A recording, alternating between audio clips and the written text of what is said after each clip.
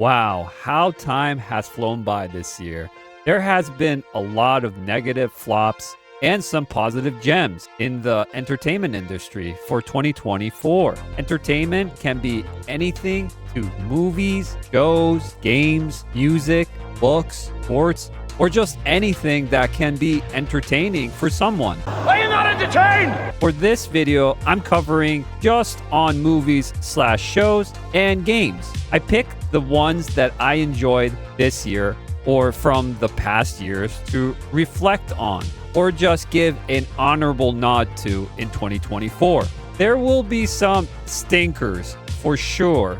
I couldn't fit all of them because they're just so much crap that I just wanted to mention about the ones that were actually decent or great in some way. With that said, the movie industry has been going downhill for years on, and it shows with the poor effort in mostly everything to do with writing, acting, storytelling, and just overblown budgets with horrible CGI. The writer and actor strikes from last year did not help, and a lot of movies and shows went on hold or got delayed or just canceled altogether this year. So it felt like a drought in content. Maybe for the better, after all. You would think Hollywood could reflect and learn what works and what doesn't. Maybe, just maybe, they learned from it, right? And we absolutely wrote a Snow White that is not going to be saved by the prince. She's not going to be saved by the prince, and she's not going to be dreaming about true love. She's dreaming about becoming the leader she knows she can be.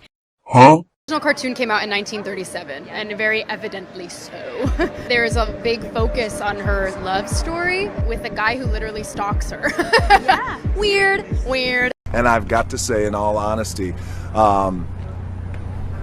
it's the biggest piece of dog shit that I have ever heard. Nah, probably not. But there were some actual movies and shows that had people interested in and talking. But before I mention them, the biggest learning curve for this year is that industries need to learn is to not attack the fans or the customers who are giving their honest criticism or opinions. They are giving their precious time and money. If something is truly bad, don't just call them out on social media. Learn from your mistakes and move on.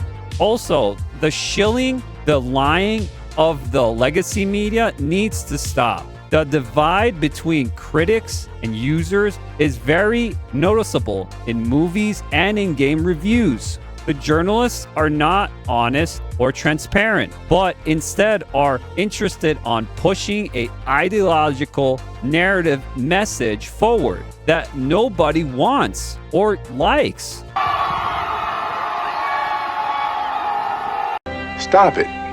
Get some help. It is the same with the studios, and that is why customers are fed up, which then the big movies or games tanks as a result. Trust me, there is more to it. But let's continue now for some TV shows and movies that I enjoyed or just did well in general this year. Let's start off with a show that I started watching this year and finished through both seasons. It's called Tokyo Vice. It's a really well acted crime drama that starts off pretty slow, but you get to enjoy it as the story unfolds. It's not meant for everyone, but if you want something a bit different with a detective story in Japan mixed with English and Japanese speakers, then this would be up your alley. Next is a crazy crime drama full of twists and turns with this British show, The Gentleman. This show passed a lot of people on their radar, and it's a shame. It's one of the better shows out there. I didn't think I would like it, but I did. Little bit of cheeky, posh British humor with a crime-based story and has really good actors. You won't be disappointed with this. Another banger of this year is the new adaptation of an older movie into a show. It's Shogun. Felt like a mix of Game of Thrones meets Dances with Wolves or Last Samurai. Everything about this show is a masterpiece, and definitely shows how a good historical drama story can be told in the vein close to like a Viking show. Last is a crime drama in a comic book universe style. It's The Penguin. This surprised me actually. I had no anticipation or anything for this show. I just knew it took place after the Batman movie, which I did not hate, but I have many issues with it as well. Besides that, the Penguin was the better part of the movie, so a show about him was confusing. Like, why even try? And then I watched it. Oh boy, I was glad I was wrong. The show felt like a Sopranos mixed in with the Batman universe. With great actors and a great plot, you got a wonderful package after all. Colin Farrell did an excellent job as the Penguin. And props to the makeup department. That is an award of itself. If you're asking why no movies, well, I really didn't watch too many this year, but for shows, I had a blast with them. For honorable mentions, I'll put House of the Dragon Season 2. It's really good show, but I still like the last season a bit more. Same with The Tulsa King. I liked it a lot, and it's Stallone's best performance in a while. But same issue with Season 2. It was just okay. Couple of mentions I saw people enjoyed. X-Men 97, Dune Part 2, Deadpool and Wolverine, Sonic 3, Twisters, The Bike Riders, and Nosferatu, just to name a few. Now, here is a dump of shitty movies or shows of the year that I did not watch because I didn't want to lose any brain cells from them. No. Wait. Starting with Madam Web. I hear it's a bad good time like The Room. The rest are no good, but that one I will be checking out. The rest of these are not good at all, with some breaking canon for existing franchises like The Lord of the Rings, The Rings of Power Season 2, Agatha All Along, Batman Cape Crusader, Star Wars The Acolyte, Borderlands, The Crow, Joker 2, and Mufasa The Lion King. Enough of that. Time to move on. Phew. No way. Yes way.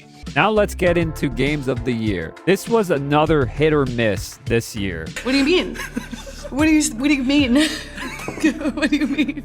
The Eastern market took this one for sure. But the most important thing that happened this year was Gamergate 2, which all started by a Brazilian gamer named Brutus Rambo, who made a Steam creator community called Sweet Baby Inc. Detected, or another word is DEID. This would detect any games that had Sweet Baby Inc. or DEI games attached to it or worked on. Sweet Baby Inc. and many others like them are consultant firms that pushes bad narrative ideologies in games. Like before I said, studios don't like that. So he was attacked by an employee that worked at the firm. So then the split happened where the gamers backed up Brutus, Sweet Baby Inc. Detective, which has now an impressive 466,000 followers on it,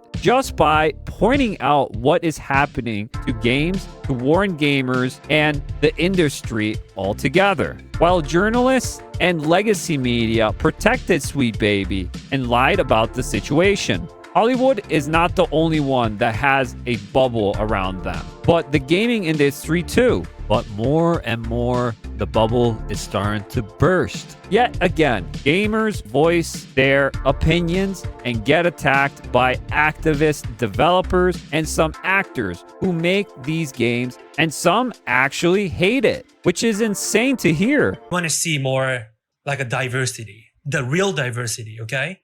Ubisoft, what you're doing is the fake, hypocritical diversity, okay?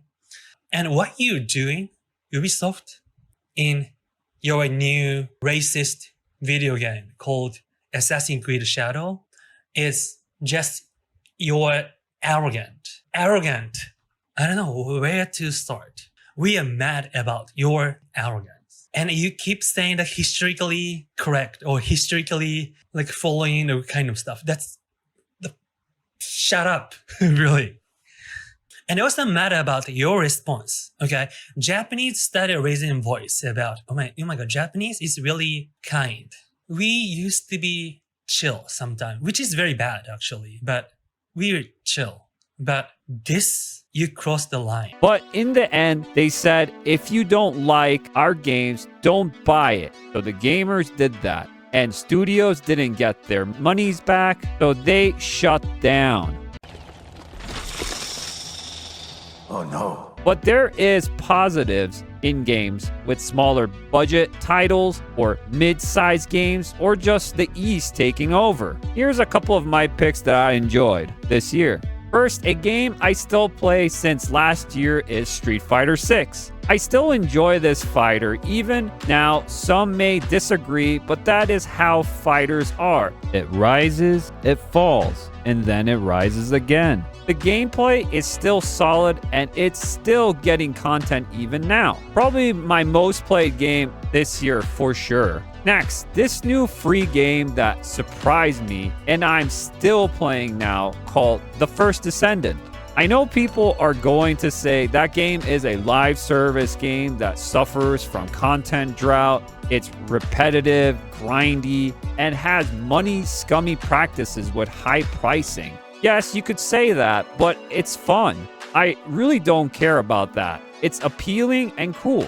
I like the designs of characters, and the game is kind of like Warframe, but better in my opinion. Last, I would say Tomb Raider 1 through 3 Remastered Collection. That is how you make a remaster. I was itching to play these again, and boy, they still are wonderful like I remember. You can tell the love and care these 3 games got because it was made by fans. If you haven't experienced these classics, this is the best way to do it. I can't wait for the next remasters to come out next year. Now here is also some honorable mentions as well I checked out this year or from past years. Shout out to Black Myth Wukong, Stellar Blade, Final Fantasy VII Rebirth, Tekken 8, Sea of Thieves, Mass Effect Legendary Edition, Monster Hunter Rise, Original Dead Rising, Sandland, Dragon Ball Sparking Zero, Marvel vs. Capcom Fighting Collection, Resident Evil 4 Remake, Visions of Mana, Mullet Mad Jack, Retro Wave 2, Sons of the Forest, Metaphor Fantasio, Warhammer 40k, Space Marine 2, The Anthem Final Bar Line, Kingdom Hearts Melody of Memory, and finally the game that blew up, Marvel Rivals. Some new and old titles in there. Now for the crappy games of the year, with the one that stands out the most is Concord, which is a game that was pulled offline in 13 days and then shut down. Cost Sony about $400,000 or so. Let's continue with Suicide Squad Killed the Justice League, Dustborn, Star Wars Outlaws, Unknown 9, Skull and Bone, Dragon Age The Veilguard, and so much more. This year had a lot of flops. You don't say! Oh well, hoping next year there will be better hits on the way and a brighter future for independent creators to step forward to bring in new stories and new worlds to life for movies, shows, and games. And that's the end of 2024. I want to wish all of you a Merry Christmas, Happy Holidays, and Happy New Year. It was a wonderful year for me personally and on my channels. My channels grew exponentially thanks to all of you and the supporters out there. You guys made this happen, and I am very blessed and thankful for each and every one of you. Before you leave, guys, don't forget to like, share, sub, follow. If you like this video, I thank you so much for watching this long. And if you didn't like this video, I still thank you so much for watching this long.